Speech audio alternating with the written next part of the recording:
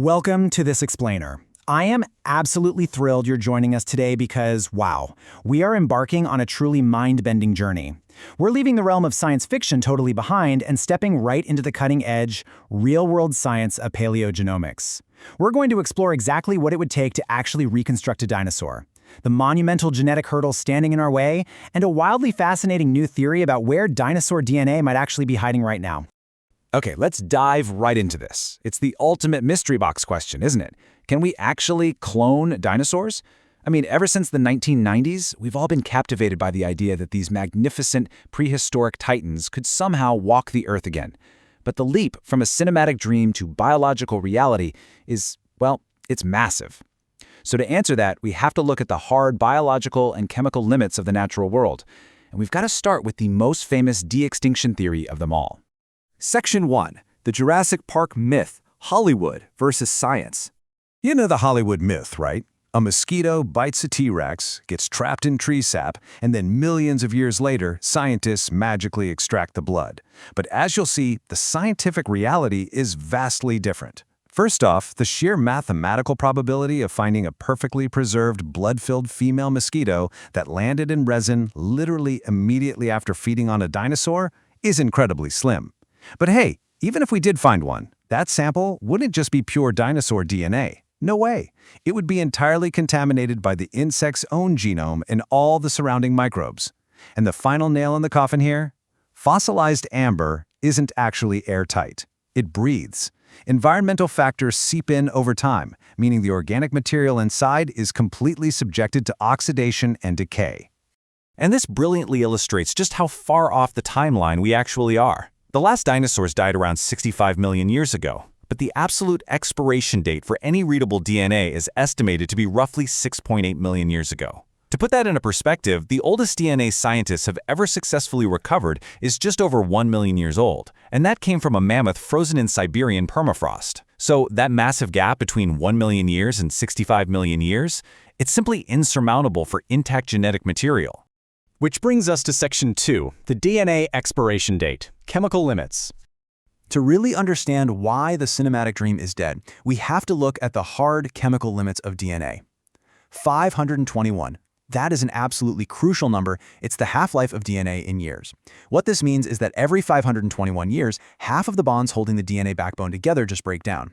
Even under the absolute most perfect, freezing, perfectly stable conditions you can imagine, the genetic code is degrading incredibly fast due to oxidation and environmental radiation. By the time you reach 65 million years, well, there's literally nothing left but dust.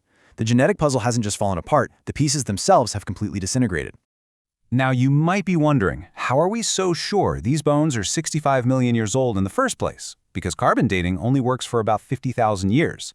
Instead, scientists use something called radiometric dating. You see, fossils are found in sedimentary rock, which actually doesn't contain radioactive isotopes. So geologists look for layers of igneous rock, like volcanic ash, that sit above and below the fossil. These ash layers contain isotopes, like uranium-238, which decay into stable elements at a known, completely constant rate. It acts exactly like a radioactive clock. By dating those ash brackets, we definitively know the fossil's age. The math simply doesn't lie, guys. The dinosaur DNA is long gone. Moving on to Section 3, building a dino chicken, reverse evolution. So, the intact DNA from amber is gone. But what if we approach this with a yes, but mentality? Yes, the original code is lost, but what if we look at their living descendants? Could we reverse engineer a dinosaur? To do this, standard cloning just won't work. When scientists cloned Dolly the sheep, they took a mammalian egg, removed the nucleus, inserted donor DNA, and put it in a surrogate mother. But you literally cannot do that with a bird, which is the closest living relative to dinosaurs. A bird's egg nucleus is this microscopic speck swimming in a massive yolk. It's currently impossible to isolate and replace. Plus, birds incubate externally, so you can't just implant the embryo into a host mother. And obviously, we don't exactly have a living T-Rex mother walking around to serve as a surrogate anyway. Now, what's really interesting about this is that we can actually bypass standard cloning altogether. Think of a modern chicken genome like a modern software program, say Microsoft Word version 7. It actually still contains the hidden, dormant legacy code from Microsoft Word version 3. Evolution doesn't always erase old genetic instructions. It kind of just layers new adaptations right on top of them. Right now, scientists are working on reawakening these dormant developmental pathways in chicken embryos. By tweaking gene expression, they're trying to give them dinosaur-like features, things like toothed snouts, longer tails, and clawed forelimbs. So no, it wouldn't be a true ancient dinosaur, but it would be a fascinating, engineered echo of one. All right, Section 4. The synthetic archosaur genome, rebuilding genomes. This brings us to a second real-world solution, the synthetic approach. If we can't reverse engineer a chicken completely, we can use massive computational power to mathematically build a genetic scaffold. By sequencing the complete genomes of modern birds, their direct descendants, and crocodilians, their evolutionary cousins, scientists can deploy some really advanced phylogenetic algorithms. Basically, these computers compare the genomes, find all the overlapping similarities, and retroactively approximate segments of their extinct common ancestor. We're essentially mapping out the generic, foundational archosaur genome. And what's truly remarkable here is that research shows this avian-like genomic structure has remained incredibly stable for roughly 255 million years. That means we actually have a highly accurate, very solid structural template for a dinosaur's genome. But of course, here's the catch. A generic template doesn't give you a triceratops or an ankylosaurus.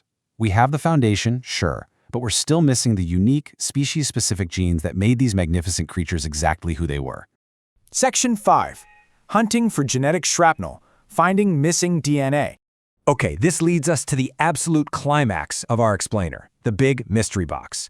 If those specific genes are missing from birds, and they're completely degraded in fossils, where else could dinosaur DNA be hiding? To understand this really radical new theory, we've got to define horizontal gene transfer, or HGT. Normally, DNA is passed vertically, right, from parent to offspring. But HGT is the movement of genetic material sideways between completely different species. This usually happens when an ancient virus, bacteria, or parasite infects one host, picks up some of its DNA, and then transfers that exact DNA into the germline of a completely different organism. Think of it like forensic ballistics. When paleontologists are investigating the past, they don't just need giant femurs. They can look for microscopic traces. Over 180 million years, dinosaurs absolutely dominated the Earth, interacting intimately with parasites, bacteria, and plants. So could remnants of dinosaur DNA persist elsewhere in the biosphere, buried like genetic shrapnel? It's a brilliant question.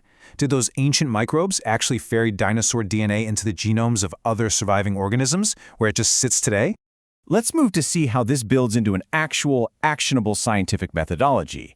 Now, it's wildly speculative, but it is heavily grounded in modern genomics. Step 1, we sequence the genomes of organisms that lived alongside dinosaurs and actually survived to today, like certain plants. Step 2, we use advanced AI and algorithms to search their dark genome.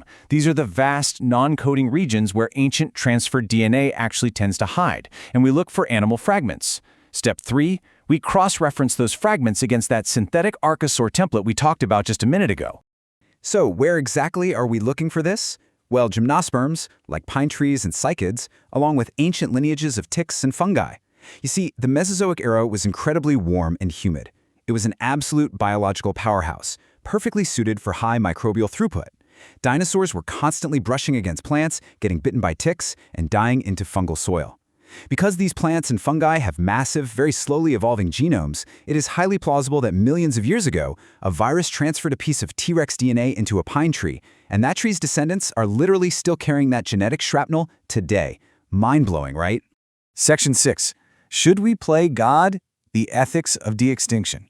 So, the crucial point is, we've explored the how, but we absolutely must address the should.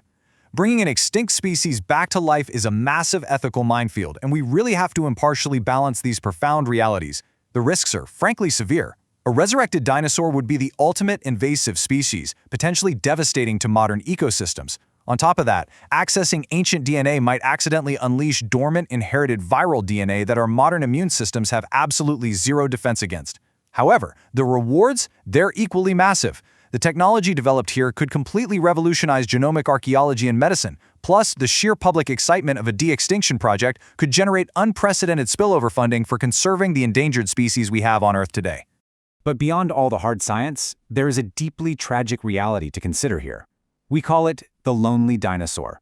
If we synthesize our creature completely from scratch, it drops into a world it has absolutely no evolutionary connection to. The climate is wrong. The atmosphere is totally different. Its co-evolved flora and fauna are entirely missing. It would have no genetic history, no parents to teach it behaviors, and no true companions. Ultimately, it wouldn't be a thriving animal in a natural ecosystem. It would simply be an isolated zoo exhibit, totally disconnected from the very fabric of nature.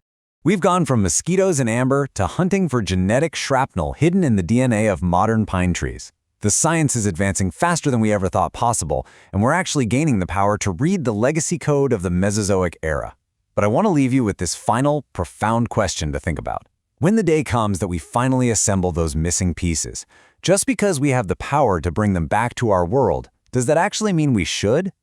Thank you so much for exploring this fascinating topic with me today. Keep asking those big questions, and I'll see you in the next explainer.